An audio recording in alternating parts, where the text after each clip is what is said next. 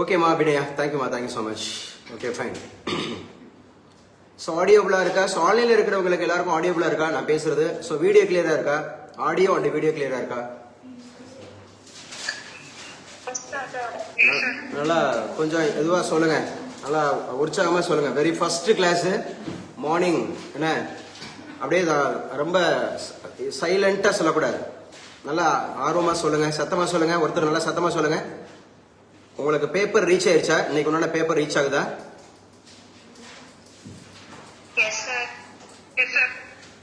So எழுதி வச்சுக்கலாம். November 4 இன்னைக்கு உண்டான கரண்ட் அஃபேர்ஸ் வித் கூடுதல் ஜிகே அப்படிங்கறது நம்ம பார்க்கலாம். ஸோ ஆஃப்லைன்ல இருக்கிறவங்களுக்கு உங்களுக்கு ஸ்கிரீன் ஃபுல்லா தெரியுதான்னு பாத்துக்கங்க. லாஸ்ட்ல இருக்க தம்பி உங்களுக்கு தெரியுதா? இல்ல ஏதோ லைட் ஏதோ அஃபெக்ட் பண்ணுதா? இல்ல சரி. அப்ப இன்று முதல் வாக்காளர் பட்டியல் திருத்த பணி அப்படிங்கறத சொல்லியிருக்கிறாங்க. ஸோ வாக்காளர் பட்டியல் அப்படிங்கறது நம்ம தொடர்ந்து நம்ம பேசிட்டு இருக்கோம் இல்லையா? தொடர்ந்து நம்ம பேசிட்டு இருக்கோம். சக்தி தான் அந்த first and last warning. So இடையில எல்லாம் உள்ள வரக்கூடாது. நான் ஒவ்வொரு முறையும் நான் வந்து ஆன் பண்ணிட்டே இருக்க முடியாது, சரியா? 10 மணினா பெர்மிஷன் கேட்டா நான் வந்து ஆன் பண்ணுவேன். மணி இப்போ 10:18. 10 மணிக்கு கிளாஸ்னா 10 மணிக்கு உள்ள இருக்கணும் கிளாஸ்ல. ஆன்லைன்ல கேட்டுச்சா சக்தி ஃப்ரம் சிவகங்கா? ஆமா, பெர்மிஷன் கேட்டா தான் நான் ஃபியூச்சர்ல உங்களை இணைப்பேன். இல்லைன்னா வந்து கம்பல்சரி வந்து நீங்க 10 மணிக்கு அணைஞ்சிடணும். ஏன்னா நம்ம வந்து பிடிஎஃப் ஆன் பண்ணி நம்ம கிளாஸ் நடத்தும் போது வைக்கும் போது ஒவ்வொருத்தரா நம்ம இணைச்சிட்டே இருந்தோம் அப்படின்னு சொன்னா இட் வில் டேக் டைம், சரியா? ஸோ அதனால டிலே பண்ணக்கூடாது. ஸோ இன்று முதல் வாக்காளர் பட்டியல் திருத்த பணி நவம்பர் 4 நம்ம ஆல்ரெடி சொல்லிட்டே இருந்தோம் இல்லையா? கரண்ட் பேச 4ஆம் தேதியில இருந்து. சொல்லுங்க, எலெக்ஷன் கமிஷன் பார்ட் என்ன? டெய்லி சொல்லிட்டு இருக்கேன். பார்ட் 15. எலெக்ஷன் கமிஷன் பார்ட் என்ன? பார்ட் 15. ஆர்டிகல் என்ன? 324, 329. 324, 329. யார் இப்போ? ஞானேஷ்குமார். யாருங்க இப்ப? ஞானேஷ்குமார் அப்படிங்கிற ஞாபகம் வச்சு மறுபடியும் கேட்கிறேன். பார்ட் என்ன? 15. யாரோடது? எலெக்ஷன் கமிஷன், சரியா? எலெக்ஷன் அப்படின்னு சொல்லி தேர்தல் ஆணையம் அப்படின்னாவே பார்ட் 15. ஆர்டிகல் என்ன? 324, 329. 324, 329. யாரு தலைமை தேர்தல் ஆணையர்? ஞானேஷ்குமார். யாருங்க? ஞானேஷ்குமார் அப்படிங்கறது ஞாபகம் வச்சுக்கணும். இதுக்கு வந்து அதிகாரப்பூர்வ பெயர்னு கேட்டாங்கன்னா நிர்வாச்சன் சதன் எடுத்துக்கணும். அதிகாரப்பூர்வ பெயர், எலெக்ஷன் கமிஷனுடைய அதிகாரப்பூர்வ பெயர் அப்படின்னு கேட்டா நிர்வாச்சன் சதன். சோ நிர்வாச்சன் சதன் அப்படிங்கறத நம்முடைய எலெக்ஷன் கமிஷனுடைய அதிகாரப்பூர்வ பெயர் அப்படிங்கறத ஞாபகம் வச்சுக்கணும். அதிகாரப்பூர்வ பெயர் அப்படின்னு கேட்டாவே நிர்வாச்சன் சதன் அப்படிங்கறத சொல்லுவாங்க. எலெக்ஷன் கமிஷனுடைய பெயர் அதுல போட்டிருக்காங்க பாத்தீங்களா? அந்த கட்டணம் தெரியுதுல்ல, பாருங்க அதுல போட்டிருக்காங்கல்ல, நிர்வாச்சன் சதன் போட்டிருக்காங்களா? அதுக்கு கீழே தான் ஹிந்தியில் எழுதியிருக்காங்க. அதுக்கு கீழே தான் எலெக்ஷன் கமிஷன் ஆஃப் இந்தியா போட்டிருக்காங்க. புரியுதா புரியலையா? எலெக்ஷன் கமிஷன் உருவான நாள் ஆல்ரெடி படிச்சிருக்கோம். 1950 ஜனவரி 25. ஜனவரி 25. ஜனவரி 25 நாள் தானே ஓட்டர்ஸ் டேன்னு சொல்றோம். எலெக்ஷன் கமிஷன் உருவானது ஜனவரி 25. எலெக்ஷன் கமிஷன் உருவானது 1950 ஜனவரி 25. அதனாலதான் இந்த ஜனவரி 25 அப்படிங்கறத நம்ம நேஷனல் ஓட்டர்ஸ் டேன்னு சொல்றோம். நேஷனல் ஓட்டர்ஸ் டே அப்படின்னு சொல்லக்கூடியது. சோ நல்லா ஞாபகம் வச்சுக்கணும். நிர்வாச்சன் சதன் அப்படிங்கறத ஞாபகம் வச்சுக்கணும். பார்ட் 15 ஞாபகம் வச்சுக்கணும். ஆர்டிகல் 324, 329 ஞாபகம் வச்சுக்கணும். ஞானேஷ்குமார் ஞாபகம் வச்சுக்கணும். இப்ப சுக்பீர் சிங் சாது அதெல்லாம் அடுத்து இருக்காங்க. இவங்கள்ல இருந்தா ஒருத்தர் வருவாரு கண்டிப்பா. அடுத்த சீஃப் எலெக்ஷன் கமிஷனர் அப்படிங்கிறவங்க இந்த எலெக்ஷன் கமிஷனரா இருக்கிறவங்க தான் அடுத்த ஒரு வருவாரு. இப்ப எஸ்ஐஆர் அப்படின்னு அடிக்கடி பேசிட்டு இருக்காங்கல்ல, எஸ்ஐஆரோட எக்ஸ்பென்ஷன் என்ன சொல்லுமா? அபிநயா சொல்லுப்பா. சோ ஸ்பெஷல் இன்டென்சிவ் ரிவிஷன் அப்படின்னு சொல்றாங்க. ரீஃபார்மேஷன், ரிவிஷன் இல்ல ரீஃபார்மேஷன். ஸ்பெஷல் இன்டென்சிவ் ரீஃபார்மேஷன், சீர்திருத்தம் அப்படின்னு சொல்லக்கூடியது. சோ முக்கியமானது. சோ அதை பண்றாங்க. இன்னைக்கு தமிழக அரசு அனைத்து கட்சிகள் கூட்டத்தில் அதுக்கு எதிர்ப்பு தெரிவிச்சிருக்காங்க. அனைத்து கட்சிகள் கூட்டத்தில் அதுக்கு எதிர்ப்பு தெரிவிச்சிருக்காங்க அப்படிங்கறது ஞாபகம் வச்சுக்கணும். சோ உச்சநீதிமன்றத்தில் திமுக மனு தாக்கல் பண்ணியிருக்குது. தமிழகத்தில் தொடங்குகிறதுன்னு சொல்லியிருக்காங்க. சோ இது வந்து எஸ்ஐஆர் அப்படிங்கிறது ரொம்ப ரொம்ப முக்கியமானது. வாக்காளர் பட்டியல் திருத்த பணி அப்படிங்கறத ஞாபகம் வச்சுக்கணும். சோ இதனால ஆபத்து இருக்கு அப்படிங்கிற மாதிரி சொல்றாங்க, வைக்கிறாங்க. சோ ரொம்ப முக்கியமானது அப்படிங்கறது ஞாபகம் வச்சுங்க. சோ அடுத்து நம்ம ரொம்ப முக்கியமா நேற்றைய தினம் அப்படிங்கிறது வந்து தமிழகத்தையே உலுக்கிய ஒரு நிகழ்வு என்னன்னா, கோவையில கல்லூரி மாணவி கூட்டு பாலியல் வன்கொடுமை அப்படிங்கறது 3 பேர் வந்து சுட்டு பிடிச்சிருக்கிறாங்க. சோ நான் அடிக்கடி சொல்லிட்டு இருக்கிறது அதனாலதான் சொல்லக்கூடியது, சேஃப்டி அப்படிங்கிறது வெளியில அப்படிங்கிற மாதிரி நம்ம இல்ல அப்படிங்கிற பட்சத்துல நம்ம நாமே தற்காத்துக்கிறது ரொம்ப முக்கியமான ஒரு விஷயமா இருக்குது. சோ இந்த நிகழ்வு ஏன் நடந்திருக்கு அப்படின்னு சொல்லி பாத்தீங்க அப்படின்னு சொன்னா, ஆண் நண்பரோட தனியா போயிருக்கிறாங்க ஒண்ணு. 2வது சோ ஆள் நடமாட்டம் இல்லாத ஒரு இடத்துக்கு போயிருக்கிறாங்க, சரியா? சோ தனிமையா போறது அந்த மாதிரி இருக்கிறப்ப ஆபத்து. சோ அந்த லிக்கர் அருந்திட்டு அந்த 3 பேர் வந்து பாத்தீங்கன்னா கூட்டு பாலியல் அப்படிங்கிறது ஆல்ரெடி சென்னையில இருந்துச்சு இல்லையா? சென்னை அப்படிங்கிறது அண்ணா யூனிவர்சிட்டி இஷ்யூஸ் ஒன்று இருந்துட்டு இருந்துச்சு. அதுக்கப்புறம் வந்து இப்ப கோயம்புத்தூர் அப்படிங்கிறது ஆல்ரெடி டெல்லியில தலைநகர்ல இருந்துச்சு. பஸ்ல ஒரு மருத்துவ மாணவி அப்படிங்கிறது. சோ ரொம்ப கேர்ஃபுல்லா இருக்கணும். சோ ரொம்ப கவனமா இருக்கணும் அப்படிங்கிறது. கோவையில கல்லூரி மாணவி கூட்டு பாலியல் வன்கொடுமை 3 பேர் சுட்டு பிடிச்சிருக்காங்க. ஸோ இது முதல் பக்க செய்தியில முக்கியமா இருக்கு, அவேர்னஸுக்காக இது. ஓகே, அடுத்து பாகிஸ்தான் சீனா ரகசிய அணு ஆயுத சோதனை அப்படின்னு சொல்லி இந்த அணு ஆயுத தடை சட்டம் அப்படின்னே ஒண்ணு இருக்கு.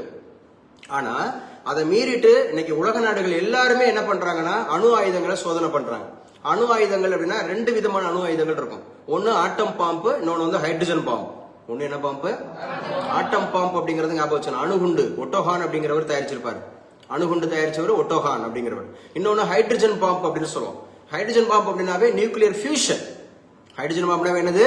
Nuclear fusion. ஹைட்ரஜன் பாம்பு அப்படிங்கிறது. ஆட்டம் பாம்பு அப்படிங்கிறது நியூக்ளியர் ஃபிஷன், அணுக்கரு பிளவு, அணுக்கரு இணைவு. இதை கேட்பாங்க, நியூக்ளியர் பிசிக்ஸ்ல படிப்போம். அட்டாமிக் பிசிக்ஸ் அப்படின்னு படிப்போம். Nuclear physics or atomic physics அந்த மாதிரி பாடத்துல படிக்கும் போது இதெல்லாம் முக்கியமான பாடமா சொல்லப்படும். Nuclear physics and atomic physics அப்படிங்கிற பாடத்துல ரொம்ப முக்கியமானது அப்படிங்கறத ஞாபகம் வச்சுக்கணும். நியூக்ளியர் பிசிக்ஸ்ன்ற பாடம், அட்டாமிக் பிசிக்ஸ் அப்படிங்கிற பாடம், இதெல்லாம் வந்து முக்கியமானது அப்படிங்கறத ஞாபகம் வச்சுக்கோங்க. அப்ப நியூக்ளியர் ஃபியூஷன் அப்படின்னாவே அணுக்கரு இணைவு. அது வந்து ஹைட்ரஜன் பாம்பு அப்படிங்கிற தத்துவத்துல இயங்குது.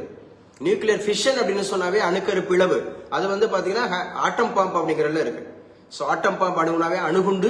ஹைட்ரஜன் பாம்பு அப்படின்னு சொல்லக்கூடியது உங்களுக்கு தெரியும்.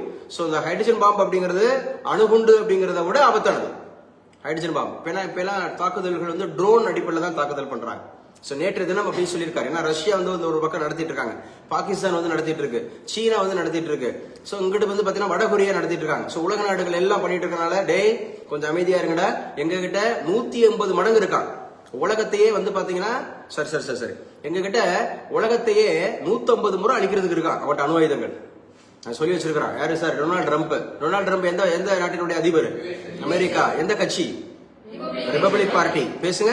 Republic party. எத்தனையாவது அதிபர்? 47. ஆல்ரெடி 45ஆவது இருந்தாரு. 45ஆவது முறையாக இருந்திருக்காரு, 47ஆவது முறையாக இருந்திருக்கிறார். சரியா? சோ ஞாபகம் வச்சுக்கணும். ரொம்ப முக்கியமானது 2 முறை அதிபரா இருந்திருக்கிறார். அதோடு கூட ரொம்ப முக்கியமானது அப்படின்னு சொல்லி பாத்தீங்கன்னா அமெரிக்காவில எத்தனை முறை அதிபரா இருக்கலாம்? 2 முறை அதிபரா இருக்கலாம். எத்தனை முறை அதிபரா இருக்கலாம்? 2 முறை அதிபராக இருக்கலாம் அப்படிங்கிறது. சரியா? சோ அமெரிக்கால எத்தனை வருஷம்? 4 வருஷம். நம்ம ஊர்ல 5 வருஷம். ஸ்ரீலங்கால 6 வருஷம் அதிபர்களுக்கு. அதிபர் நம்ம ஊர்ல குடியரசுத் தலைவர். சோ இந்தியாவை பொறுத்தவரை 5 வருஷம், அமெரிக்காவை பொறுத்தவரை 4 வருஷம், ஸ்ரீலங்கா பொறுத்தவரை 6 வருஷம். சோ ஸ்ரீலங்காவினுடைய பிரதமர் யாருன்னு சொல்லி பார்த்தோம்? ஹரிணி அமரசூரியா. அதாவது ஃபர்ஸ்ட் பார்ட் நான் சொல்லுவேன், செகண்ட் பார்ட் நீங்க சொல்லுவீங்களா? ஸ்டார்டிங் ட்ரபிளா? சோ ஹரிணி அமரசூரியா. பேசுங்க. ஹரிணி அமரசூரியா. அப்ப பாகிஸ்தான் சீனா ரகசிய அணு ஆயுத சோதனை. சோ அமெரிக்க அதிபர் ட்ரம்ப் தகவல். சோ உலக நாடுகளை எச்சரிக்கக்கூடிய ஒரு விஷயமா இருந்துட்டு இருக்கு. நேத்திக்கு தெலுங்கானால, ராஜஸ்தான்ல 2 சாலை விபத்துகள்ல 33 பேர் உயிரிழந்திருக்கிறாங்க. தெலுங்கானா அப்படிங்கிற கேபிட்டல் சிட்டி இது ஹைதராபாத். தெலுங்கானோட கேபிட்டல் சிட்டி இது ஹைதராபாத். தெலுங்கானாவோட முதலமைச்சர் யாரு? தம்பி ஏதாவது சொல்லுப்பா, படிக்கணும்பா. ரேவந்த் ரெட்டி. என்ன ரெட்டி? ரேவந்த் ரெட்டி. ரேவந்த் ரெட்டி எந்த கட்சி? காங்கிரஸ். ரேவந்த் ரெட்டி எந்த கட்சி? காங்கிரஸ். இப்ப சமீபத்தில் தெலுங்கானாவில் அமைச்சர் பதவி ஏற்றுக்கொண்டவர் யாரு? முகமது அசாருதீன் அமைச்சராக பதவி ஏற்றுக் கொண்டார் அப்படிங்கிறது. சோ நல்லா ஞாபகம் வச்சுக்கணும். தெலுங்கானா அப்படிங்கிறது ஞாபகம் வச்சுக்கணும், ஹைதராபாத் அப்படிங்கிறது ஞாபகம் வச்சுக்கணும், ரேவந்த் ரெட்டி அப்படிங்கிறது ஞாபகம் வச்சுக்கணும். சோ முக்கியமானது தெலுங்கானா. அதே போல ராஜஸ்தானோட கேபிட்டல் சிட்டி எது? ஜெய்ப்பூர். ஜெய்ப்பூர் என்ன நகரம் அழைக்கப்படுது? Pink city. பேசுங்க. Pink city. ஜெய்சால்மர். நேற்று கூட போலீஸ் எக்ஸாம்ல ஒரு கேள்வி கேட்டுதான். ஜெய்சால்மர் அப்படிங்கிறது எதோடு தொடர்புடையது? Wind mills. ஜெய்சால்மர் தொடர்புடையது விண்ட் மில்ஸ் அப்படிங்கிறது. அதே மாதிரி ஒட்டக திருவிழா அங்க நடத்துவாங்க. என்ன திருவிழா? ஒட்டக திருவிழா அப்படிங்கிறது அங்க நடத்துவாங்க. ரொம்ப ஃபேமஸ் அப்படி சொல்லியிருக்கோம். சோ தெலுங்கானா, ராஜஸ்தான்ல 2 சாலை விபத்தில் 33 பேர் உயிரிழப்புன்னு சொல்லியிருக்காங்க. சோ வாக்காளர் பட்டியல் திருத்த பண்ணி மக்கள் இயக்கமாக மாற்ற வேண்டும் அப்படின்னு சொல்லிட்டு தமிழிசை சவுந்தரராஜன் சொல்லியிருக்கிறாங்க. சரியா? சோ இதெல்லாம் முதல் பக்க செய்தியில முக்கிய செய்தியாக இருக்கு. பேப்பர் இங்க இருக்கு பாருங்க. இந்தியன் எக்ஸ்பிரஸ் இருக்கு, ஹிந்து இருக்கு, தமிழ் இருக்கு. ஹிந்து தமிழ் இருக்கு, பிளஸ் வந்து தினமணி இருக்கு. 3 பேப்பர் இருக்கு. கம்பல்சரி ஆஸ்பிரண்ட்ஸ் வந்து நீங்க பேப்பர் படிச்சே ஆகணும். பேப்பர் படிக்கல ஜெயிக்க முடியாது. எல்லா போட்டித் தேர்வுகளுக்கும் UPSC, TNPSC, bank, SSC, RRB, இப்ப அறிவிக்கப்பட்டிருக்கக்கூடிய அசிஸ்டன்ட் ப்ரொஃபசர், கல்லூரி பேராசிரியர் தேர்வு எல்லாத்துக்குமே சோ எது மாண்டேட்டரியா இருக்கு? Current affairs. நியூஸ் பேப்பர் இல்ல. இன்றைய செய்தித்தாள் நாளைய குப்பைத்தாள். நியூஸ் பேப்பர் முக்கியம் இல்ல, பேப்பர் முக்கியம் இல்ல. அதுல இருக்கக்கூடிய அஃபேர்ஸ், கரண்ட் அஃபேர்ஸ் முக்கியமான நடப்பு நிகழ்வுகள். உலக சுத்தி என்ன நடக்குது, இந்தியாவில் என்ன நடக்குது, தமிழ்நாட்டில் என்ன நடக்குது. சோ அதை ஜிகே வாக்கணும். இப்ப நான் பேசியிருந்தேன்ல, வாக்காளர்னு சொல்லும்போது பார்ட் 15 சொல்றேன்ல, ஆர்டிகல் 324, 329 சொல்றேன்ல, புரியுதா? இப்படி படிச்சாதான் நம்ம ஜெயிக்க முடியும். இப்படி படிச்சாதான் நம்ம ஜெயிக்க முடியும். அப்படிங்கிறது. ஸோ அரசு ஐடியில மாணவர்கள் சேர்க்கை நவம்பர் 14 வரை அவகாசம் நீடிப்பு. நவம்பர் 14 அப்படிங்கிறது எந்த மாநிலத்தினுடைய தேர்தல் ரிசல்ட்? பீகார். பீகாரோட கேபிட்டல் சிட்டி இது பாட்னா. பாட்னாவோட பழைய பேர் என்ன? பாடலிபுத்திரம். யாரோட தலைநகர்? புத்தர்களுடைய இரண்டாவது தலைநகர் இது உஜ்ஜயினி. சரியா? சோ பாடலிபுத்திரம் அப்படிங்கிறது ஞாபகம் வச்சுக்கணும், பாட்னா ஞாபகம் வச்சுக்கணும். பீகார் அப்படிங்கிறது எத்தனை தொகுதிகளுக்கு தேர்தல்? 243. 243 கே அப்படிங்கிறது யாரோட ஆர்டிகல்? State election commission. என்ன election commission? State election commission அப்படிங்கிறது ஞாபகம் வச்சுக்கணும். சோ வாக்காளர் திருத்த பணியை முறையாக செயல்படுத்த வலியுறுத்தம். இன்று ஆலோசனை கூட்டம். யாருங்க நம்ம தமிழகத்தினுடைய தேர்தல் தலைமை தேர்தல் அதிகாரி? அர்ச்சனா பட்நாயக். ஏற்கனவே பேசியிருக்கோம். அர்ச்சனா பட்நாயக் அவங்க தான் வந்து பாத்தீங்கன்னா நம்ம தலைமை தேர்தல் அதிகாரி தமிழ்நாட்டுக்கு. So chief election commissioner of India யார் பார்த்தோம்?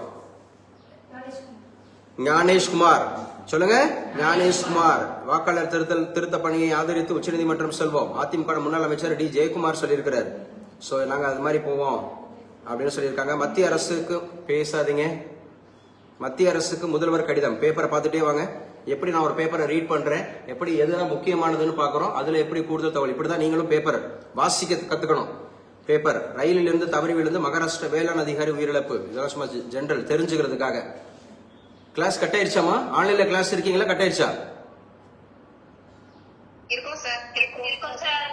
இருக்கீங்களா? சரி. சோ அப்ப இளையாங்குடி அப்படிங்கிறது அருகே, இளையாங்குடி அருகே அப்படிங்கிறது இரு சமூகத்தினரிடையே பிரச்சனை இருந்திருக்கு. சரியா? சோ நல்லா ஞாபகம் வச்சுங்க. இதெல்லாம் வந்து சும்மா ஜெனரல் தெரிஞ்சுக்கிறதுக்கு. இன்டர்வியூக்கெல்லாம் போகும்போது இந்த மாதிரி விஷயங்களை தெரிஞ்சுட்டு போகணும். நீங்க சிவகங்கை மாவட்டத்துக்காரங்களா இருப்பீங்க. சோ அவங்க இளையாங்குடியில ஒரு மிகப்பெரிய பிரச்சனை நடந்து இருந்திருக்கும். அதை பத்தி உங்களுக்கு கேட்பாங்க. அப்போ உங்களுக்கு ஒரு ஜெனரல் அவேர்னஸ் இருக்கா அப்படிங்கறத தெரிஞ்சுக்கிறதுக்காக. சரியா? பேப்பர் ரீடிங்ன்றது மஸ்ட்னு சொல்றேன். பாருங்க, இந்த எடிட்டோரியல் பார்ட்டுங்கிறது ரொம்ப ரொம்ப முக்கியம். ஒரு போட்டித் தேர்வுக்கு தயாராகக்கூடிய அத்துணை மாணவர்களும் அந்த எடிட்டோரியல் ஹிந்து பேப்பர்லயோ இல்ல தினமணிலையோ எடிட்டோரியல் பார்ட் நல்லா படிச்சு வச்சுக்கணும். எடிட்டோரியல் பார்ட்டுங்கிறது இப்ப சமீபத்தில் நடக்கக்கூடிய இம்பார்ட்டன்ட் இஷ்யூஸா தான் இருக்கும். இப்ப எப்போதுதான் இதற்கு முடிவுன்னு சொல்லியிருக்காங்க. எங்க இந்த கட்டுரையை பாருங்க. எப்போதுதான் இதற்கு முடிவு? ஆந்திர மாநிலம் ஸ்ரீ காக்காகுளம் மாவட்டத்தில் உள்ள காசி புக்கா நகரில் வெங்கடேஸ்வர சுவாமி திருக்கோயிலில் கடந்த சனிக்கிழமை ஏற்பட்ட கூட்ட நெரிசல்ல, இந்த கூட்ட நெரிசல் அப்படிங்கிறது தான் இந்த இடத்துல பேசுபொருள். ஏன்னா இன்னைக்கு அநேகர் இந்த கூட்ட நெரிசல்ல அநேகர் இறந்துட்டு இருக்கிறாங்க.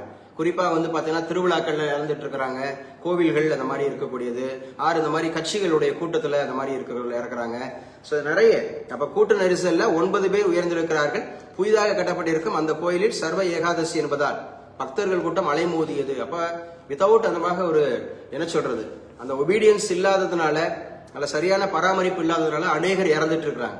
சோ மெயின்ஸ்ல இந்த மாதிரி கேள்விகள் எல்லாம் கேட்பாங்க. சரியா? அந்த கூட்ட நெரிசலால் ஏற்படக்கூடிய விபத்துகளை சரி செய்வது எப்படி? உங்களுடைய ஆலோசனைகளை கூறு அப்படின்னு கேட்டா நீங்க அதுக்கு ஸ்டாட்டிஸ்டிக்ஸ் கொடுக்கணும். அப்ப கரூர்ல நடந்துச்சு டிவிகே அப்படிங்கறதுல இதுல நடந்துச்சு இல்லையா, அந்த நிகழ்வை பார்க்கணும். அதுக்கப்புறம் நம்முடைய திரிவேணி சங்கமம் இருந்துச்சுல, எங்க திரிவேணி சங்கமம் அப்படின்னு சொல்லிட்டு உத்தரப்பிரதேசத்துல அந்த ஆறு அப்படிங்கறதுல வந்து பாத்தீங்கன்னா அநேகர் குளிச்சாங்கல்ல. பேசுங்கப்பா. கிட்டத்தட்ட 60 கோடி பேருக்கு மேல குளிச்சாங்க. அதுல அநேகர் இறந்து போனாங்க. திரிவேணி சங்கமம்ங்கிறது கங்கா யமுனா சரஸ்வதி. பேசுங்கப்பா. கங்கா யமுனா சரஸ்வதி திரிவேணி சங்கமம் அப்படிங்கிறது நடந்துச்சு. சரையூ அப்படிங்கறது ரிவர், அதெல்லாம் ஞாபகம் வச்சுக்கணும். சோ இந்த கூட்ட நெரிசல் பத்தி ஒரு கட்டுரை எழுதியிருக்காங்க. அடுத்து பாதை மாறுகிறதா பிராந்திய கிராம வங்கிகள் அப்படிங்கறத ஞாபகம் வச்சுக்கிறோம். RRB அப்படிங்கிறது regional rural bank. So regional rural bank when it was started அப்படின்னா 1975 1975ல தான் இந்த RRB அப்படிங்கிற ரீஜனல் ரூரல் பேங்க்ஸ் அப்படிங்கறது உருவாக்கினாங்க. 1975ல நேத்து வந்து ஒரு கிரிக்கெட் ஆரம்பிச்சான்னு சொன்ன. என்ன கிரிக்கெட்?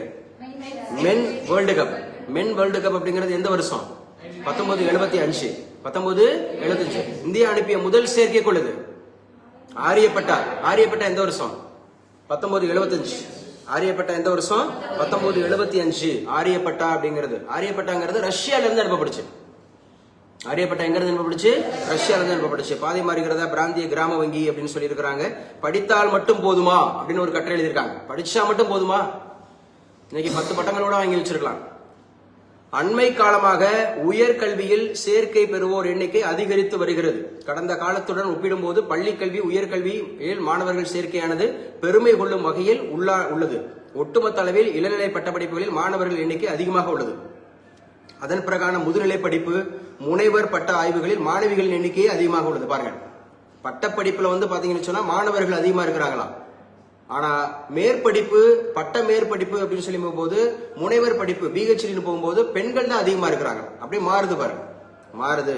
சோ ஊரக இந்தியாவில் தொடக்க கல்வி 2023 என்ற தலைப்பில் நாடு முழுவதும் 20 மாநிலங்களில் உள்ள கிராம பகுதிகளில் ஆய்வு நடத்தப்பட்டது. இந்த மாதிரி எல்லாம் மெயின்ஸ்ல கண்டிப்பா கேட்டுருவாங்க. சோ பெண்கள் கல்வியில அவங்களுடைய பங்கு என்ன, விமன் எம்பவர்மெண்ட்ன்றது என்ன, அப்ப விமன் எம்பவர்மெண்ட் பெண்களை அதிகாரப்படுத்துதல் அப்படி சொல்லி படிக்கும்போது இந்த பாயிண்ட்ஸ் நீங்க மென்ஷன் பண்ணணும். இந்த பாயிண்ட்ஸ் அப்படிங்கறத நீங்க மென்ஷன் பண்ணணும். ஆன்லைன்ல இருக்கீங்களாமா? கிளாஸ் போயிட்டு இருக்கா? அம்மா கொஞ்சம் நல்லா பேசுங்க, உற்சாகம் பேசணும். தூங்கு மூஞ்சி மாதிரி பேசக்கூடாதுன்னு சொல்லியிருக்கேன். நல்லா சத்தமா பேசணும். ஆமா, கிளாஸ்ல நடத்தும் போது நல்லா பார்க்கணும். சட்டப்படிப்பு கிளாட்னு சொல்றாங்க, இல்லையா? கிளாட் எக்ஸ்பான்ஷன் கேட்பாங்க. சட்டப்படிப்புக்கான கிளாட் தேர்வு.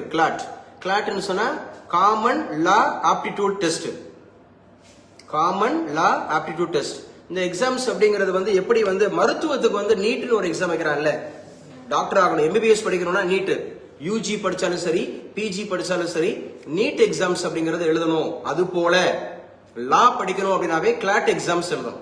இப்ப அதுக்கான டேட் எக்ஸ்டெண்ட் பண்ணிருக்காங்க. நவம்பர் 7ஆம் தேதி வரைக்கும் எக்ஸ்டெண்ட் பண்ணிருக்காங்க.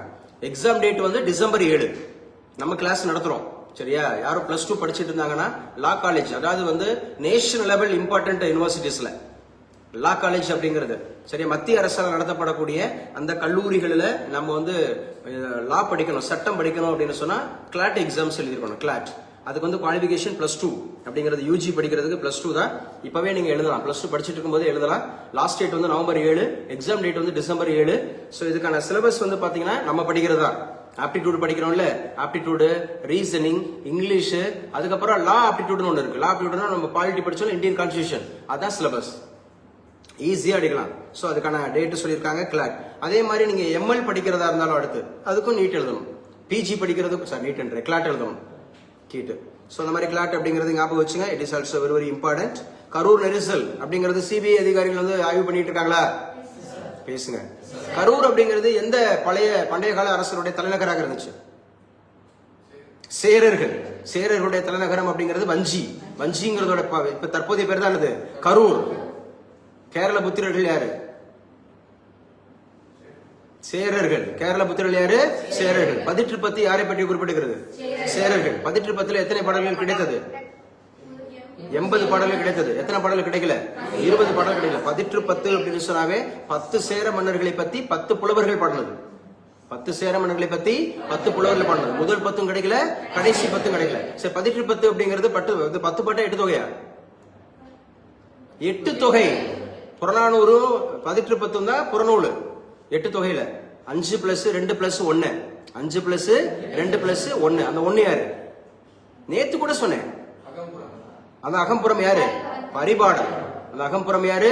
பரிபாடல். ரொம்ப ஸ்லோவா இருக்கீங்க இப்ப இந்த செட்டு. எக்ஸப்ட் 1 or 2 ரொம்ப ஸ்லோவா இருக்கீங்க. நடத்த வேண்டியது என்னோட பொறுப்பு, ட்ரிகர் பண்ண வேண்டியது என்னோட பொறுப்பு, திரும்ப சொல்ல வேண்டியது என்னோட பொறுப்பு. ஆனா வாயை திறந்து நீங்க சொல்லி நீங்க பரிச்சயமானதான் நீங்க பாஸ் ஆக முடியும். நான் ரொம்ப என்ன பண்றேன்? ஸ்பூன் ஃபீட் பண்றேன் நான். அதுக்கு அத்தாச்சி அப்படிங்கிறது நம்ம ரெகுலர் கிளாஸோட இது வீடியோ இருக்கு. நீங்க போய் Facebookல பாருங்க. ஒரு விஷயத்த நான் எத்தனை முறை பேசியிருக்கேன் கிளாஸ் நடத்தும் போது. புறநானூரை பத்தி எத்தனை தடவை பேசியிருக்கேன் பாருங்க. 18 நேத்து கூட பேசினேன். 18 பத்தி பேசினேன். பரிபாடலை பத்தி நான் பேசினேன். கீரந்தையார் பத்தி பேசினேன். பரிபாடல், அகம்புறம்னு பேசினேன். மேல்கணக்கு கீழ்கணக்கு பத்தி பேசினேன். நேற்றுக்கு நம்ம கிளாஸ் கரண்ட் அஃபேர்ஸ் கிளாஸ் முடிச்ச கையோட என்ன பேசணும்? ஃபுல் அண்ட் ஃபுல் ஒரு தமிழ் ஃபுல் கொஸ்டின் எடுத்து பார்த்தோம். Tamil eligibility test. அதுக்கப்புறம் ஜிகே ஃபுல் டெஸ்ட் எடுத்து பார்த்தோம். அதுக்கப்புறம் இதை எடுத்தோம், சரியா, ஆப்டிடியூட் ரீசனிங். ஸோ நல்லா படிக்கணும், திரும்ப சொல்லி பார்க்கணும். ஸோ யாருங்க சிபிஐ எந்த வருஷம் உருவாச்சு? 63. 1963. சிபிஐ அப்படிங்கிறது முதல்ல என்ன பேர்ல இருந்துச்சு? டெல்லி ஸ்பெஷல் போலீஸ் அப்படிங்கிற மாதிரி இருந்துச்சு. 1943. அதுக்கப்புறம் எஸ்டாப்ளிஷ்மெண்ட் ஆக்ட் 1947. அப்ப யாருங்க இப்ப சிபிஐயோட இயக்குனர்? பிரவீன் சூட். பிரவீன சூட். இவர் முன்னாள் டிஜிபி. எங்க? கர்நாடகால முன்னாள் டிஜிபி. டிஜிபின்னா என்ன? Director general of police. Deputy இல்ல, director general of police, DGP அப்படிங்கறத ஞாபகம் வச்சுக்கணும். சோ ஒரு பேப்பரை எப்படி ரீட் பண்றோம்னு பாருங்க. அதே மாதிரி கார்ட்டூனுக்கு அதிக இம்பார்ட்டன்ஸ் கொடுங்கன்னு சொன்னேன். இன்டர்வியூக்கு போறவங்க, ஏன்னா கார்ட்டூன் இப்ப இருக்கக்கூடிய கரண்ட் இஷ்யூஸ் முக்கியமான விஷயத்தை தான் கார்ட்டூன் பண்ணிருப்பாங்க. இந்த கார்ட்டூன் என்ன பண்ணிருக்காங்க தெரியுமா? உலக கோப்பை அப்படிங்கறத ஸோ இந்தியாவோட வரைபடத்தை வரைஞ்சி அதுல மகளிர் அப்படிங்கிறது உலக கோப்பையை பிடிச்சிருக்கிற மாதிரி காமிச்சிருக்காங்க. ஏன்னா முதல் முறையாக 47 ஆண்டுகளுக்கு பிறகு 47 ஆண்டுகளுக்கு பிறகுனா ஏற்கனவே வின் பண்ணியிருக்காங்க அர்த்தம் இல்ல. 47 ஆண்டுகளா நடைபெற்று இருக்க ஒரு நிகழ்வு. அதுல இப்பதான் நம்ம அடிச்சிருக்கோம். ஒரு பெண்ணை பெற்றிருந்தாங்கன்னா அது வந்து பேரம்பேத்தி எடுத்திருக்கோம். அப்படித்தானே? இந்த விளையாட்டு 1978 ஆரம்பிச்சாங்க. 1978 என்ன ஆண்டு? சர்வதேச பெண்கள் ஆண்டு. நல்லா பேசுங்க. சர்வதேச பெண்கள் ஆண்டு, சர்வதேச குழந்தைகள் ஆண்டு. இது அடுத்த வருஷம் சொன்னேன் 1979. அப்ப விமன் கிரிக்கெட் அப்படிங்கிறது எப்பதான் ஆரம்பிச்சாங்க? 1978. 7 முறை சாம்பியன் யாரு? ஆஸ்திரேலியா. 4 முறை சாம்பியன் யாரு? இங்கிலாந்து. 1 முறை சாம்பியன் இந்தியா அண்ட் நியூசிலாந்து. இதுல அசோசியேட் பண்ணலாம். இந்தியா அண்ட் நியூசிலாந்து RBI உருவானது ஒரே வருஷம் 1935. ரிசர்வ் பேங்க் ஆஃப் இந்தியா அப்படிங்கிறது வந்து ரிசர்வ் பேங்க் ஆஃப் இந்தியா நியூசிலாந்துக்கும் இந்தியாவுக்கும் சேமா உருவாக்குனாங்க 1935. 1935 தான் இந்தியாவுக்கு நியூசிலாந்துக்கும். அப்ப இந்தியா நியூசிலாந்து ஒரு முறை வின் பண்ணிருக்காங்க. சோ பெண்களுக்கு வாக்குரிமை அளித்த முதல் நாடு நியூசிலாந்து. பெண்களுக்கு வாக்குரிமை அளித்த முதல் நாடு நியூசிலாந்து. சரி, தமிழகத்தில் எந்த கட்சி பெண்களுக்கு வாக்குரிமை அளிச்சது? நீதி கட்சி. என்னங்க? நீதி கட்சி. நீதி கட்சி உருவான ஆண்டு அது 1916. 1916 அதுக்கு என்ன பேரு? தென்னிந்திய நல உரிமை சங்கம். சரியா? தென்னிந்திய நல உரிமை சங்கம் சொல்லுவாங்க, சவுத் இந்தியன் வெல்ஃபேர் அசோசியேஷன் சொல்லுவாங்க, அல்லது பிராமணர் அல்லாதோர் சங்கம்னு கேட்பாங்க. பிராமணர் அல்லாதோர் சங்கம்னு சொல்லிட்டு அது 17 தான் நீதி கட்சின்னு மாறிச்சு. நீதி கட்சி உருவாக்கின 3 பேர் யாரு? ஆரோக்கிய சுசீலா,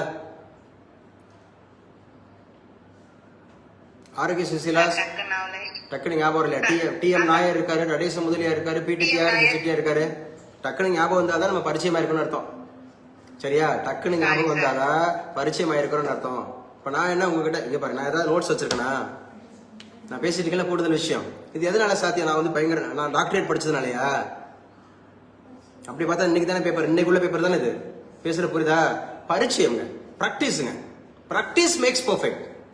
வேற ஒண்ணுலாம் கிடையாது. நிறைய படிச்சிருக்கேன், நிறைய வயசாயிருச்சு அப்படிலாம் அதுக்கு சம்பந்தமே கிடையாது. பரிச்சயம் தான், பிராக்டிஸ் தான். Practice practice practice practice makes perfect. பயிற்சி பண்ணிட்டே இருக்கணும், வாயை திறந்து சொல்லிட்டே இருக்கணும், திரும்ப திரும்ப கேட்டுட்டே இருக்கணும். பரீட்சைக்கு பாடம் அடிப்பதை விட பரிச்சயமானதான் பாஸ் ஆக முடியும். கற்றலின் கேட்டல் நன்று, கேட்டல்ல சொல்வது நன்று. கற்றல்ல கேட்டல். கற்றல்னா என்னது? லேர்னிங். லேர்னிங் அப்படிங்கிறது நீங்க எத்தனை மணி நேரம் புக்கை வச்சு படிச்சுட்டே இருக்கலாம், அதனால ஒன்னும் ஆக போறது இல்லை. அதை விட கேட்கணும். கேட்டுட்டே இருக்கிறனாலே ஒன்னும் ஆக போறது இல்லை. அதை விட பேசணும், வாயை திறந்து பேசணும். சித்திரமும் கைப்பழக்கம், செந்தமிழும் நாப்பழக்கம். போட்டித் தேர்வுக்கு உண்மையான போட்டிங்கிறது 10% கீழே தான்.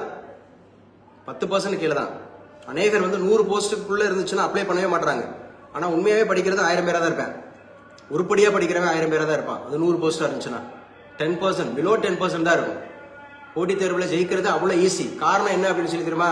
யாரு இந்த பெண்ணை கூட ஒரு வீடியோ போட்டிருக்கேன். சரியா? நல்லா படிங்க, இரவு பகலா படிங்க, ஒன்னும் தப்பே கிடையாது. தூங்குறது 6 மணி நேரம் 7 மணி நேரம் சொல்லுவாங்க. நீங்க இப்ப இந்த மாதிரி மார்னிங்ல வேலை பார்க்காதவங்க, கல்லூரிக்கு போகாதவங்க, படிக்காம இருக்கிறவங்க எல்லாம் நீங்க ஆஃப்டர்நூன்ல ஒரு 1 மணி நேரம் 1.5 மணி நேரம் 2 மணி நேரம் தூங்கிட்டீங்கன்னா 11 மணி வரைக்கும் 12 மணி வரைக்கும் படிக்கலாம், தப்பே இல்லை. விடியக்காலம் 5 மணிக்கெல்லாம் எந்திரிக்கலாம். விடியக்காலம் 5 மணிக்கு எந்திரிக்கலாம். 50 வயசு தாண்டவங்க எல்லாம் வந்து கல்லூரி பேராசிரியர் எக்ஸாம்ஸுக்காக படிக்கிறாங்க. அதுவும் போய் கல்லூரியில வேலை பார்த்துட்டு, வீட்டுல சமைச்சு வச்சுட்டு, பெற்றோர்களை பார்த்துட்டு, கணவர்மார்களை பார்த்துட்டு, பிள்ளைகளை பார்த்துட்டு, அவ்வளவு கடினமான வேலைகள்லாம் செஞ்சுட்டு அவங்க படிக்கிறாங்க. இரவுல 11 மணி வரைக்கும் படிக்கிறாங்க. நம்ம கிட்ட அகாடமியில் நான் படிச்சுட்டு இருக்கனால சொல்றேன். நம்ம கிட்ட படிக்கிறாங்க கல்லூரி உதவி பேராசிரியர். 50 வயசு தாண்டவங்க எல்லாம் படிச்சுட்டு இருக்காங்க. இரவுல 12 மணி 1 மணி வரைக்கும் படிக்கிறாங்க. விடிய காலம் 5 மணிக்கெல்லாம் எந்திரிக்கிறாங்க. சமைச்சு வச்சுட்டு, வீடு பாத்திரங்கள்லாம் கூட்டி வச்சுட்டு, வீடுகள்லாம் சரி பண்ணிட்டு, அப்புறம் வீட்டுல வந்து கணவர்மார்களுக்கு பிள்ளைகளுக்கு தனித்தனியா சாப்பாடு ஆக்கி கொடுத்துட்டு, அதுக்கப்புறம் அவங்களும் போய் பிரைவேட்ல ஜாப்லயோ அல்லது கல்லூரியில போய் வேலை பார்த்துட்டு வச்சுட்டு, இவ்வளவு கடினமான சூழ்நிலை படிக்கிறவங்களும் இருக்கிறாங்க. சோ நாம யங்ஸ்டர்ஸ், சின்ன பிள்ளைங்க தான் உட்காந்து கதை பேசிட்டு கூடாது. உள்ள உட்காந்து நல்லா ஏசியை போட்டுட்டு, சரியா, நல்லா அனலும் இல்லாம குளிரும் இல்லாம இருந்தீங்கன்னு வச்சுங்களேன், ஜெயிக்க முடியாது. நம்ம நல்லா சோபிஸ்கேட்டடா இருக்கு, நல்ல பெரிய டிஜிட்டல் கிளாஸ் ரூம் இருக்கு, ஏசி இருக்கு நல்லா. ஆனா பாருங்க, ஒரு 200 பேரை அடைச்சு போட்டுக்கிட்டு ஃபேனும் ஓட மாட்டாது, வைக்க மாட்டாது, இடிச்சுக்கிட்டு புடிச்சுக்கிட்டு மூச்சு விட்டுக்கிட்டு அப்படிலாம் படிக்கிறாங்க தம்பி. நிறைய கோச்சிங் சென்டர் அப்படிலாம் இருக்கு. நம்ம வசதி வாய்ப்புகள் கொடுத்துருக்குறோம். நல்ல ஏசி ரூம்ல கிளாஸ் கொடுக்குறோம், நல்ல டிஜிட்டல் ரூம் இருக்கு. அதை விட முக்கியமானது மை கான்பிடன்ஸ். நான் வந்து எக்ஸ்பீரியன்ஸ்டு, அதில் நான் குறைச்சு மதிப்பிட மாட்டேன். நீங்க பயன்படுத்திக்கலாம், என்ன பயன்படுத்திக்கலாம், சரியா? ஏன்னா போட்டித் தேர்வுல 25 வருஷம் அனுபவம் இருக்கு. 25 வருஷம் அனுபவம் போட்டித் தேர்வுல.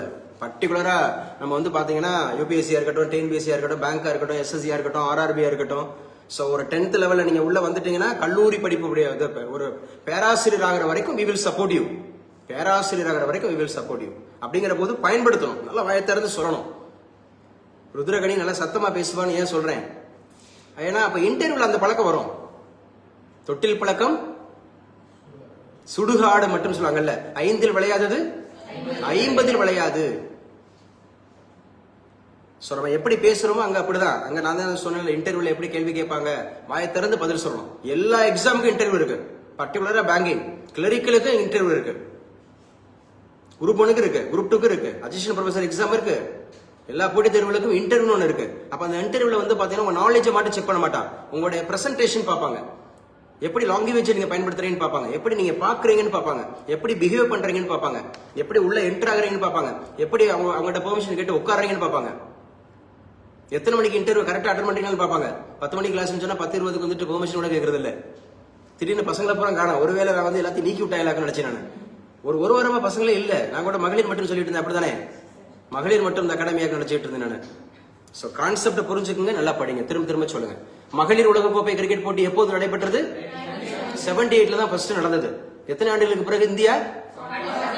47 இயர்ஸ்க்கு. யாருங்க நம்ம இந்தியாவோட கேப்டன்? ஹர்மன்பிரீத் கவுர். ஹர்மன்பிரீத் கவுர் பாருங்க, அவங்களுக்கு எவ்வளவு பெரிய லக்குன்னு பாருங்க. சரி, யாரு துணை கேப்டன்? அடப்பாவீங்களா, ஓபனர் ஸ்மிருதி மந்தனா. இதெல்லாம் கேட்டுருவாங்கப்பா. ஸ்போர்ட்ஸ்ங்கிறது மாண்டேட்டரி, போட்டி தேர்வுல மாண்டேட்டரி. ஸ்போர்ட்ஸ்ங்கிறது மாண்டேட்டரி.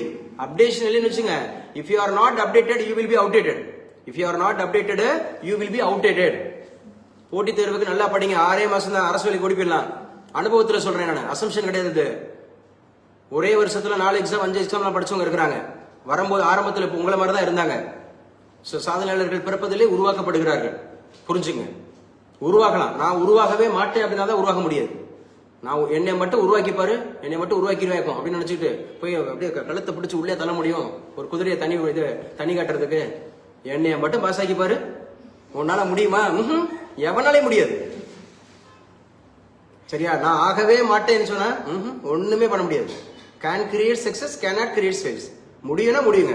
நீங்க ஒண்ணுமே இல்லைங்க, நீங்க 10th அட்டம் அடிச்சிருக்கீங்க, +2 அட்டம் அடிச்சிருக்கீங்க, டிகிரி எல்லாம் அரியர் தான் படிச்சிருந்தீங்கன்னா கூட கொஞ்சோண்டு வளைஞ்சு நெளிஞ்சு கொடுத்தீங்கன்னு வச்சுங்க, ஈஸியா பாஸ் ஆகிட்டு போயிட்டே இருக்கலாம். வளைஞ்சு நெளிஞ்சு கொடுக்கறதுனா அட்ஜஸ்ட்மெண்ட் இல்ல, படிக்கிறதுல நல்லா படிக்கணும், நல்லா கேள்வி அடிக்கணும், வாயை திறந்து சொல்லணும், டெஸ்ட் அடிக்கணும். நான் சொன்னேன் ஆரம்பத்துல இதை ஸ்டார்ட் பண்ணும்போதே சொன்னேன், 18 மணி நேரம் சொன்னா விடியக்காலம் 5 மணிக்கு எந்திரிக்கணுமா, இரவு 11 மணி வரைக்கும் பார்க்கணுமா, குறைஞ்சபட்சம் வந்து பாத்தீங்கன்னு சொன்னா ஒரு 8 மணி நேரம் அகாடமிக்ஸ் பயன்படுத்தணுமா, 4 மணி நேரம் செல்ஃப் ப்ரிப்பரேஷன் பண்ணணுமா, 2 மணி நேரம் ப்ரீவியஸ் இயர் கொஸ்டின் பேப்பர் பார்க்கணுமா, பேசுங்க, 2 மணி நேரம் டெஸ்ட் அடிக்கணுமா, அந்த 2 மணி நேரம் அப்படிங்கறது வந்து அதுல என்ன தப்பு பண்ணணும்ன்றத பார்க்கணுமா, ரெமடியல் லேர்னிங் பார்க்கணுமா, இதெல்லாம் பேசினா அப்ளை பண்ணணும், கேட்டுட்டு மட்டும் போயிடக்கூடாது.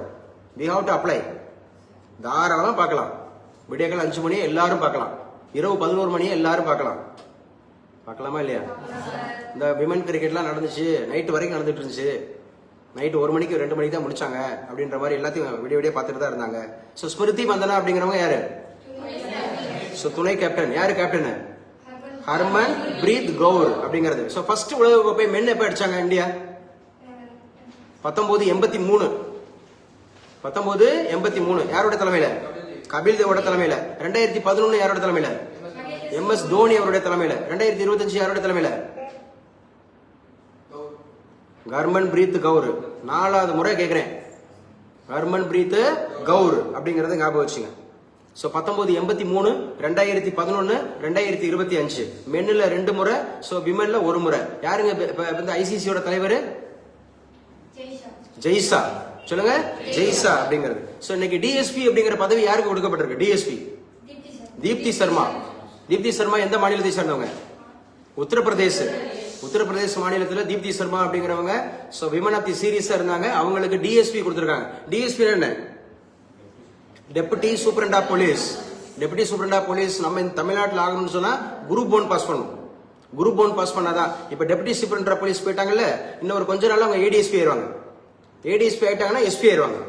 எஸ்பின்றது சூப்பரண்ட் ஆஃப் போலீஸ். ஒரு மாவட்டமே உங்க கையில இருக்கும். IAS rank, IPS rank, IPS, IAS, IPS அந்த ரேங்க் ஓடியாந்துருவாங்க. இது எதனால கிடைச்சது? கிரிக்கெட்னால இல்ல, விளையாட்டுனால, வெற்றினால, திறமையினால. ஏன் நம்ம கார்த்திகா லட்சக்கணக்கில் அப்படியே குவிஞ்சுக்கிட்டே இருக்கு அவங்களுக்கு. சாதாரண ஒரு கிராமத்துல ஒரு சாதாரண ஒரு வீட்டுல பிறந்தவங்க, வீடு வந்து வாடகை வீட்டுல இருக்கிறவங்க, அம்மா வந்து பாத்தீங்கன்னா துப்புரவு தொழிலாளி, அப்பா வந்து பாத்தீங்கன்னா ஒரு சென்டரிங் வேலை பார்க்கக்கூடியவங்க. சோ இப்பதான் வந்து ஃபர்ஸ்ட் இயரே படிச்சிட்டு இருக்காங்க. 18 வயசு தான் பூர்த்தி ஆயிடுக்கு. சோ இன்னைக்கு வந்து தமிழக அரசு 20 லட்சம் ரூபாய் கொடுத்துருக்காங்க, 25 லட்சம் ரூபாய் கொடுத்துருக்காங்க. அதுக்கப்புறம் அவங்களுக்கு நிறைய கட்சிகள் போயிட்டு கொடுத்துட்டே இருக்கிறாங்க. வாய்ப்பு அதுதான் முக்கியமானது. வெற்றியாளர்கள் அப்படின்னு சொல்லக்கூடியவங்க சரியா, நிறைய ஸ்டாமினா இருக்கும், நல்லா படிக்கணும். அந்த பொண்ணோட ஒரு பொது புத்தி பாருங்க. என் பேரை மட்டும் சொல்லாம கண்ணகி நகர், கார்த்திகாங்கிறது அடையாளமா இருக்கக்கூடாது, கண்ணகி நகர்ன்றது அடையாளமா இருக்கணும்.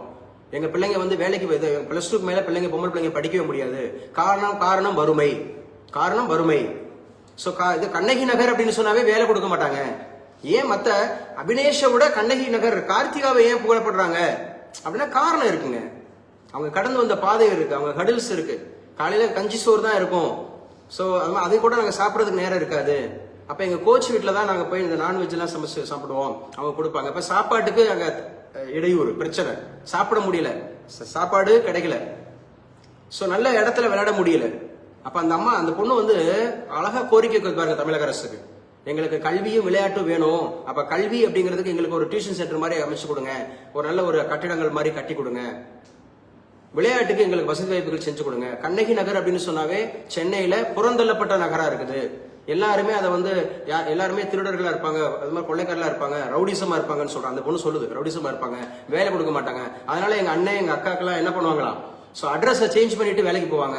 அந்த மாதிரி இடத்துல இப்ப வந்து அந்த பொண்ணு அப்படி டிஷர்ட்டை காண்பிக்குது, அந்த இந்தியாவோட டிஷர்ட்டை காமிச்சு, இனி கண்ணகி நகர் எல்லாரும் சொல்லுங்க, கண்ணகி நகர் அப்படின்னு சொன்னாவே இது வந்து அப்படிலாம் கிடையாது.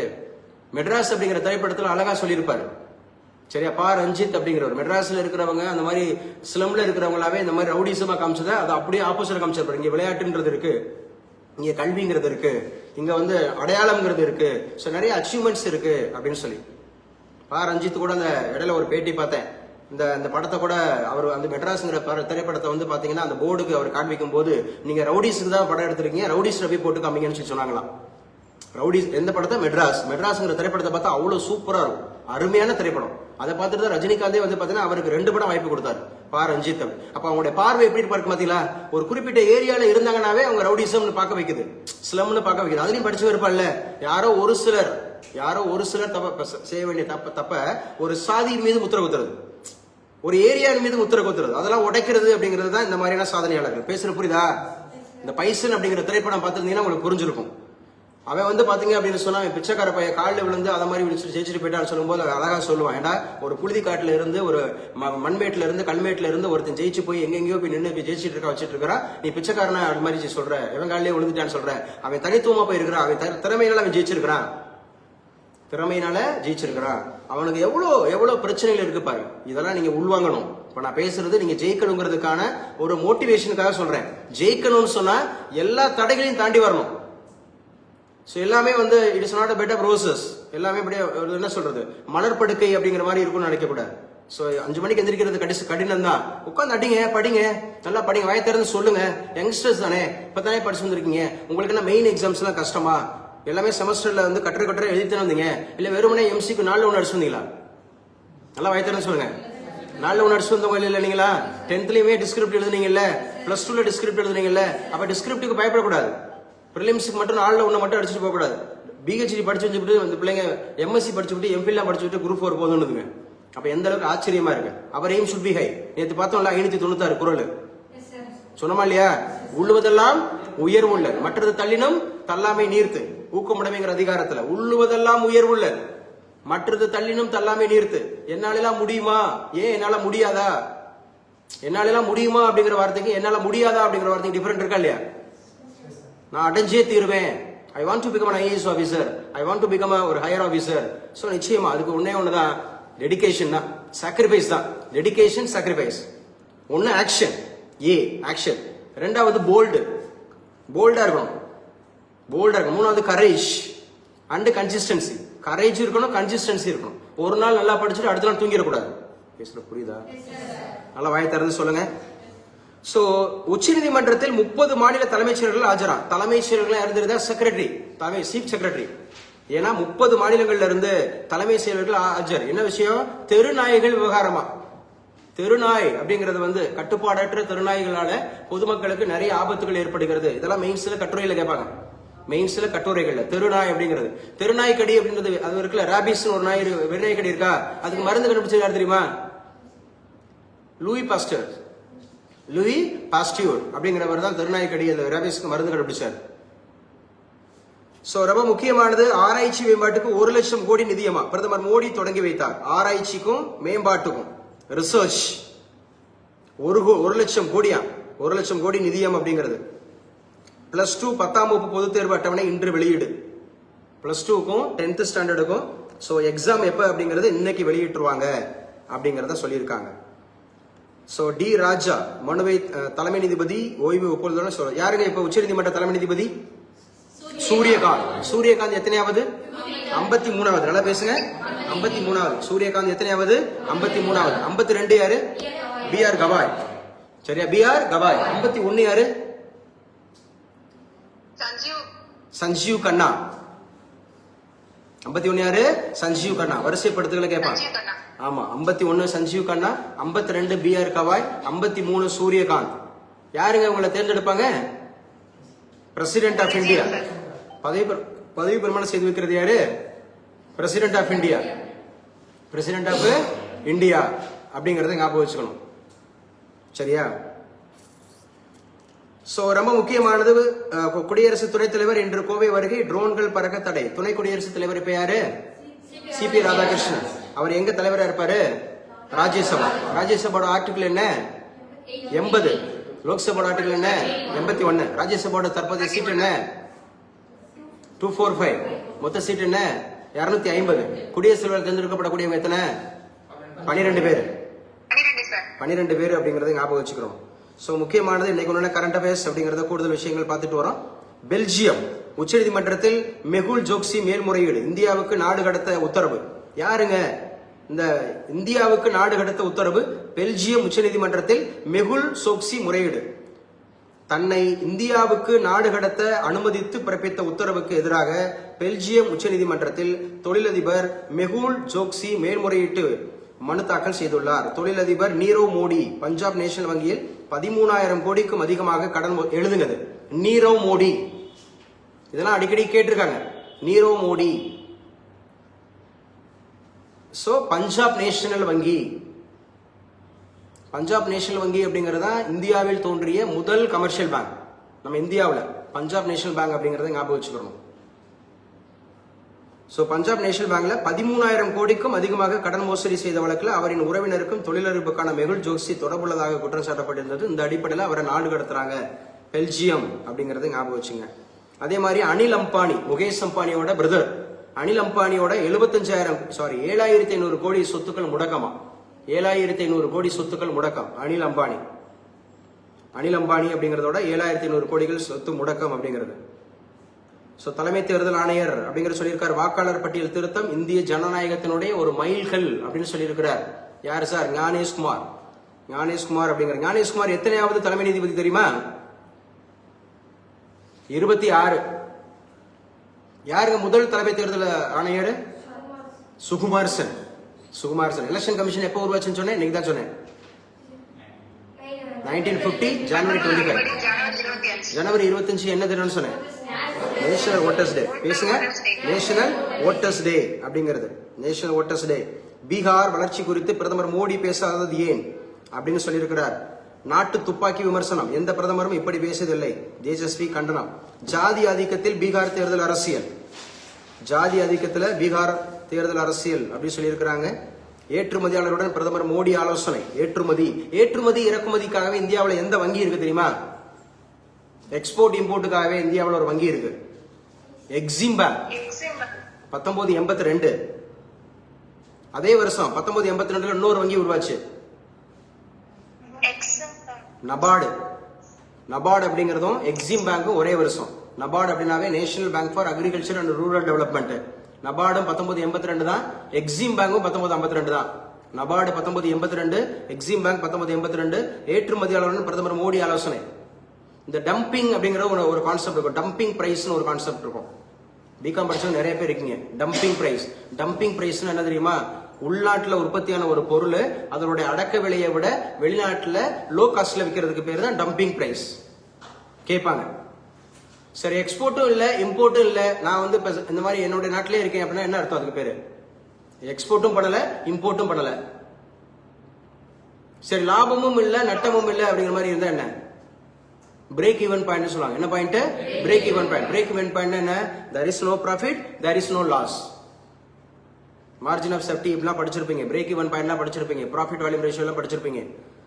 சோ இந்திய ஜனநாயகத்துக்கு பெரிய அச்சுறுத்தல் வாரிசு அரசியல். சசி தரூர் சொல்லியிருக்காரு, he is from Kerala. So அதே மாதிரி வேற என்ன? மாற்றத்துக்கான தொடக்கம் தான் இந்த வெற்றி சொல்லியிருக்காங்க. 42 ஆண்டுகள் 1983 ஜூன் 25 உலகை கோப்பை போட்டியில் இந்திய ஆடவர் அணி முதல் முறையாக சாம்பியன். 1983 ஜூன் 25. அதுக்கப்புறம் 2025 நவம்பர் 2 உலக கோப்பை போட்டியில் இந்திய மகளிர் அணி முதல் முறையாக சாம்பியன். சோ இதனால ஞாபகம் வச்சுக்கணும். இந்திய கேப்டன் ஹர்மன் பிரீத் கவுர் பாக்குறீங்களா? அவங்க முகம் தெரியுதா? பேசுங்க. யார் அவங்க? இந்தியாவோட கேப்டன் பேர் என்ன? ஹர்மன் பிரீத் கவுர் அப்படிங்கிறது. சோ அவங்க பாருங்க, பயிற்சியாளர் நெகிழ்ச்சி. யாருங்க? இவங்க தாங்க. இவங்களுக்கு தான் டிஎஸ்பி பதவி கொடுத்துருக்காங்க. சோ இவங்களுக்கு இல்ல, இவங்க வந்து சஃபாலி வர்மா. சஃபாலி வர்மா வயசு பாருங்க, 21 வயசு. கை தூக்குங்க. 21 வயசானவங்க எல்லாம். ஒருத்தர் கூட 21 வயசு ஆலையா? எல்லாம் கை தூங்க. அப்புறம் இப்பதான் பிளஸ் 2 படிச்சிருக்கீங்களா எல்லாரும்? டிகிரி படிச்ச எல்லாருமே 21 வயசா இருக்குமே. பாத்துங்க, உங்க வயசுல ஒருத்தங்க அந்த பொண்ணு வந்து அச்சீவ் பண்ணி நிக்கிறாங்க பாருங்க முன்னாடி. சிரிப்பை பாத்தீங்களா? ஆடவர் அல்லது மகளிர் உலக கோப்பை போட்டிகளில் அரையிறுதி அல்லது இறுதி ஆட்டத்தில் ஆட்ட நாயகி விருது பெற்ற இளம் போட்டியாளர் என்ற சாதனை படைத்தார். அதே மாதிரி இவங்க தாங்க வந்து பாத்தீங்கன்னா தொடர் நாயகி தீப்தி சர்மா. தீப்தி சர்மாவுக்கு தான் டிஎஸ்பி பதவி கொடுத்திருக்காங்க. டிஎஸ்பி எந்த மாநிலத்தில் கொடுத்திருக்காங்க? உத்தரப்பிரதேச கேபிட்டல் சிட்டி எது? டேராடூனா? லக்னோ. உத்தரப்பிரதேச முதலமைச்சர் யாரு? இன்னைக்கு கூட சொன்னேன்ப்பா, யோகி ஆதித்யநாத் அறிவிச்சிருக்காரு. தூங்க கூடாது. யார்கிட்ட பிரச்சனை இருக்குன்னு பாத்தீங்களா? அசம்பந்தமா கவனிச்சிட்டு இருக்கீங்க. ஷார்ப்பா இருக்கணும். ஷார்ப். உணர்ச்சி பெருக்கில் முன்னாள் கேப்டன்கள் பாருங்க. ஜூலனுடன் மந்தனா கவுர்.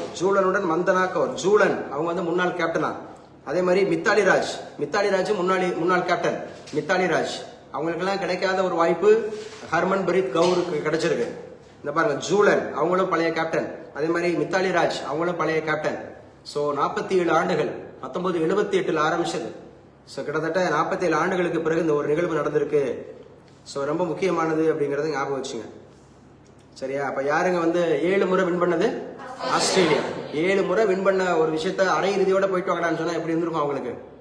அதுல யாரு முக்கியமான பங்களிப்பு அளிச்சா? ஜெமிமா. யாருங்க? ஜெமிமா உலக பேசு பொருளா மாறினாங்க.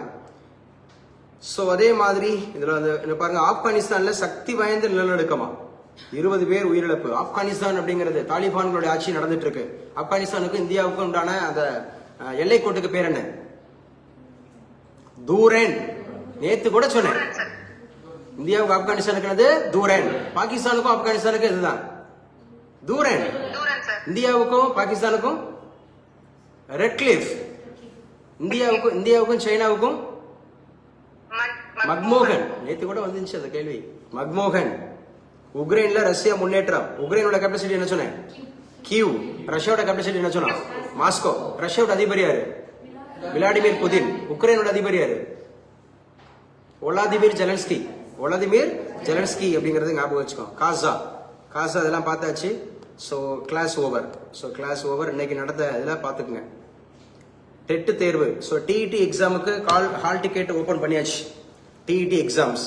சோ நவம்பர் 15, 16 நடைபெற இருக்கக்கூடிய எக்ஸாமுக்கு ஹால் டிக்கெட் அப்படிங்கிறது வந்து போட்டாச்சு அப்படிங்கிற பாருங்க. போலீஸ் எக்ஸாம்ஸ் ஹால் டிக்கெட் வந்து போட்டாச்சு. நவம்பர் 9ஆம் தேதி ஹால் டிக்கெட் போட்டாச்சு. அதுக்கப்புறம் assistant professor exams last date வந்து நவம்பர் 10 அப்ளை பண்றதுக்கு, கல்லூரி உதவி பேராசிரியர் எக்ஸாமுக்கு. சோ அதுக்கப்புறம் வந்து பாத்தீங்க அப்படின்னு சொன்னா கிளாட் எக்ஸாம்ஸ் அப்படிங்கிறது இந்த 7ஆம் தேதி, நவம்பர் 7ஆம் தேதி அப்படிங்கிறது லாஸ்ட் டேட்டு. ஸோ இதெல்லாம் பார்த்துங்க. ஸோ யாரும் தெரிஞ்சவங்க இருந்தாங்கன்னா சொல்லுங்க. ஸோ அப்ளை பண்ணுங்க அப்படின்ற மாதிரி சொல்லுங்க. ஸோ படிக்கட்டும் வைக்கட்டும்னு சொல்லிட்டு ஸோ அப்படியே கன்டினியூ பண்ணிக்கலாம். வாமா, ஒரு 5 நிமிஷம் கேளுப்பா, அதுக்குள்ள நான் தயாராகிக்கிறேன். இந்த போர்டை நான் ரெடி பண்ணிக்கிறேன். இப்போ நடத்துனதை அப்படியே ரீகால் பண்ணுங்க. டக்கு டக்கு டக்கு டக்குன்னு கேட்கணும். ஸோ வாயை திறந்து நல்லா சத்தமாக பதில் சொல்லுங்க. ஆஃப்லைன்ல இருக்கிறவங்க வாயை திறந்து நல்லா சத்தமா பதில் சொல்லணும். கேட்க கேட்க டக்கு டக்குன்னு ஆன்சர் பண்ணுங்க.